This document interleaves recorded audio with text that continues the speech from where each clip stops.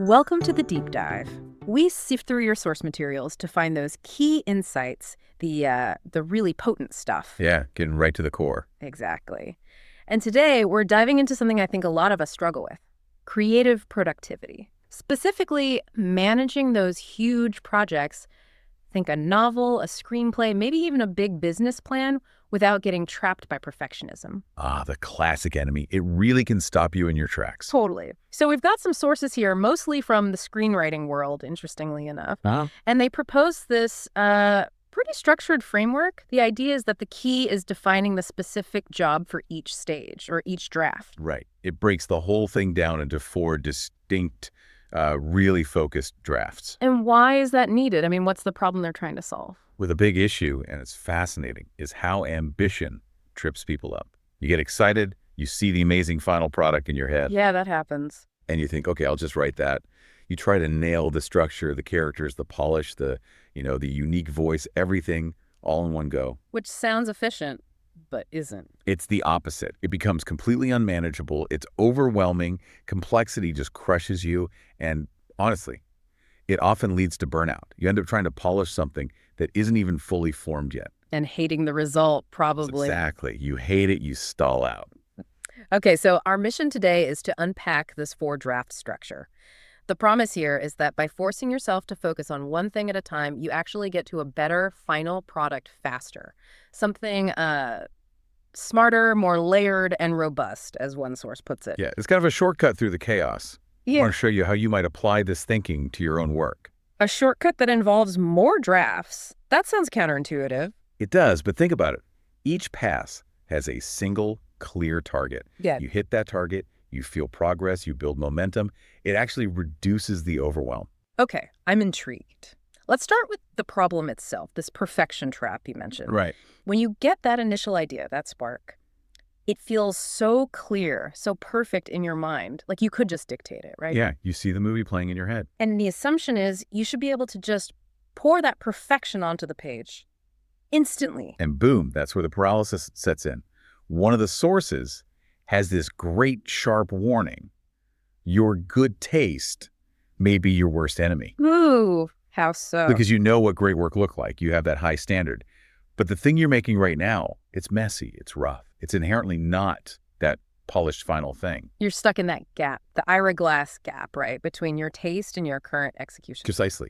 And that feeling, that horrible feeling of, oh God, I'm writing something bad, that's what kills so many promising projects before they even get going. Okay, so what's the antidote? How do we escape the trap?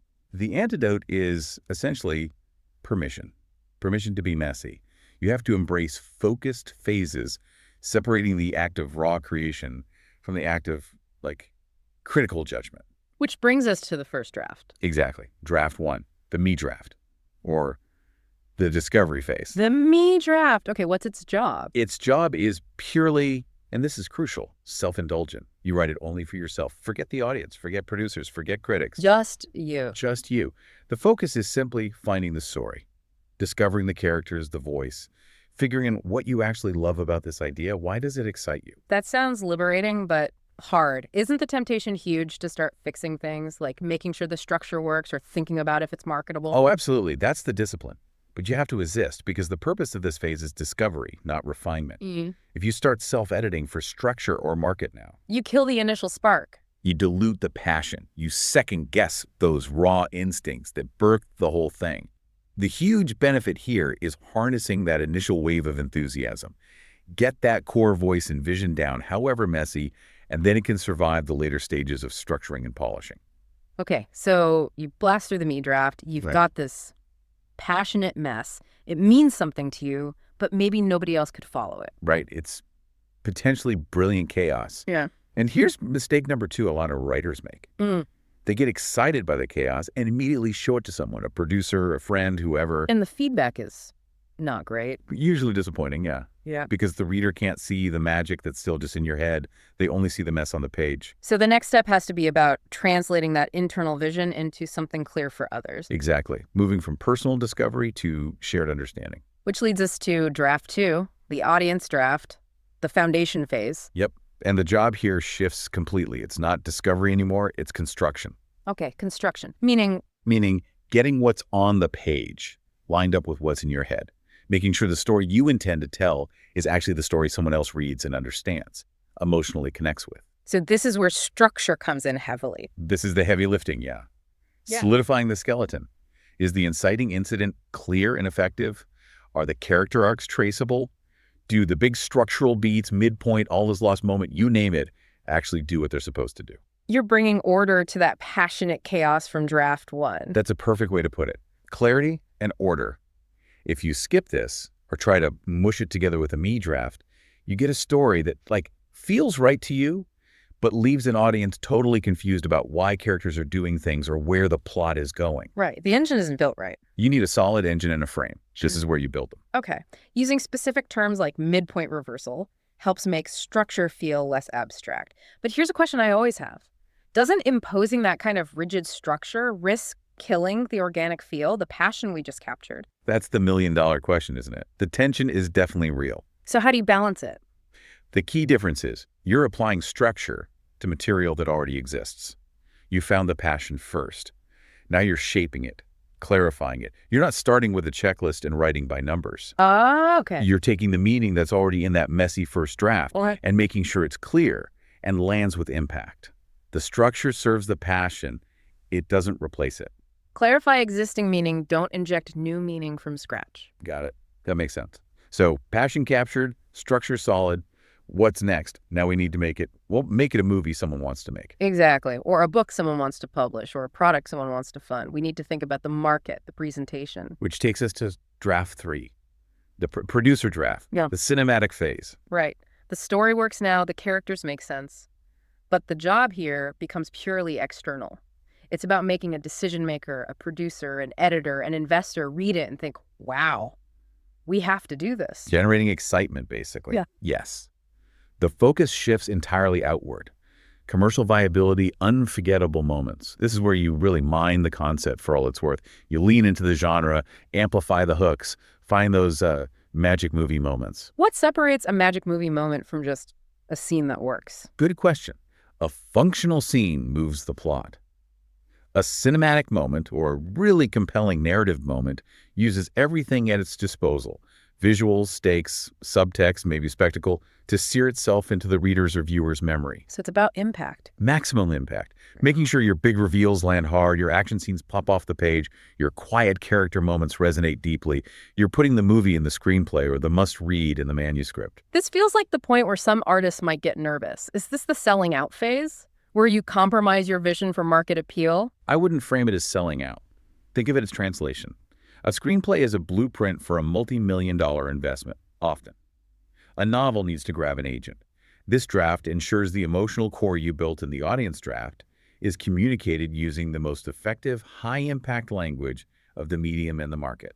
So maybe you realize your villain's motivation is clear, but they need a more memorable introduction scene. Exactly. Something visual, something hooky that ends up in the trailer or the book flap copy. It's about maximizing the potential of the idea you've already structured so well. Okay, makes sense. So cinematic hooks are in, the project feels compelling, commercially viable, we're almost there. Almost. One last crucial step. Professionalism counts. Draft 4, the reader draft, the presentation phase. Yep.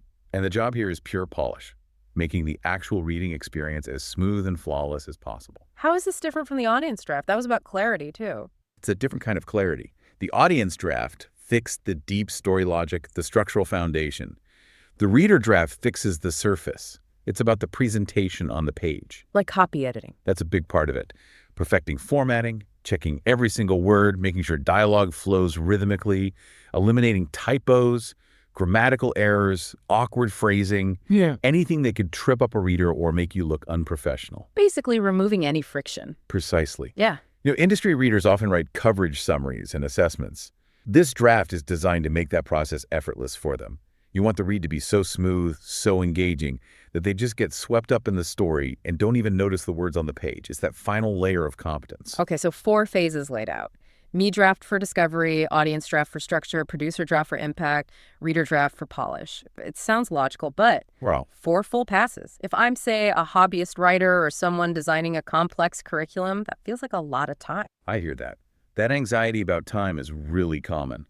But the sources argue pretty strongly that this focused approach is actually faster and less stressful than the usual chaotic method of trying to fix everything all at once. How can it be faster? Because you're not spinning your wheels, you're not agonizing over sentence structure in draft 1 when you should be discovering the plot. You're not trying to polish dialogue in draft 2 when the character arcs are broken. You solve one specific problem per pass. Which brings up a key practical question for anyone listening. How do you know when you're done with a phase? What's the metric for moving on? Do you sometimes need, like, multiple me drafts? Yes. That's the critical question. The metric isn't time spent or pages written. It's, did this draft accomplish the specific job I assigned it? Have I fulfilled the core function of this phase? Okay, make that concrete. How do I know my me draft is done? Your me draft is done when you have a complete story, basically. A beginning, a middle, and an end. You know who it's about, what generally happens, and how it resolves. Even if it's messy, the dialogue is clunky, the pacing is all over the place, you found the narrative path. And if I don't have an ending yet?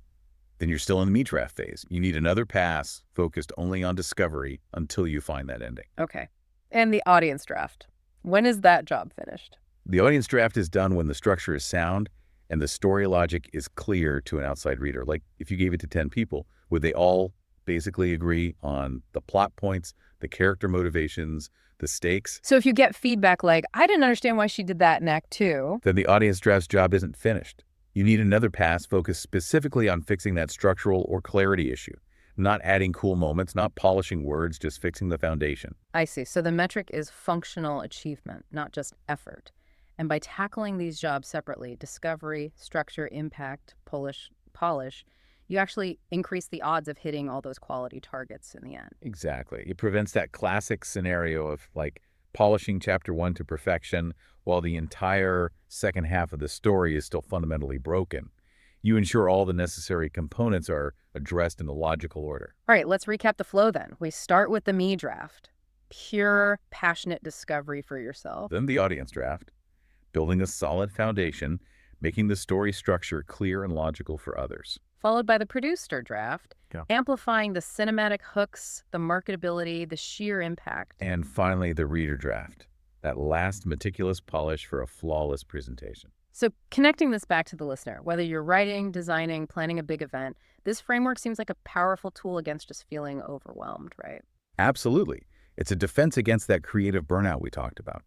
It takes a potentially massive, daunting task and breaks it down. You always know what your one job is right now, and it's defined by a clear measure of success for that stage. Okay, but here's something really interesting the sources emphasize. It's not just about making the process manageable. They argue the story itself, the characters, they don't just get better through this process. They evolve. Right. The final version becomes something fundamentally different, potentially deeper than what you could have possibly conceived on day one. It becomes something it could not have been had they been set down fully formed on the first pass. That iterative process allows for unexpected connections, deeper themes to emerge. Things you didn't even know were there in the meter draft suddenly become central by the producer draft. Which leaves us with a final thought for you, the listener.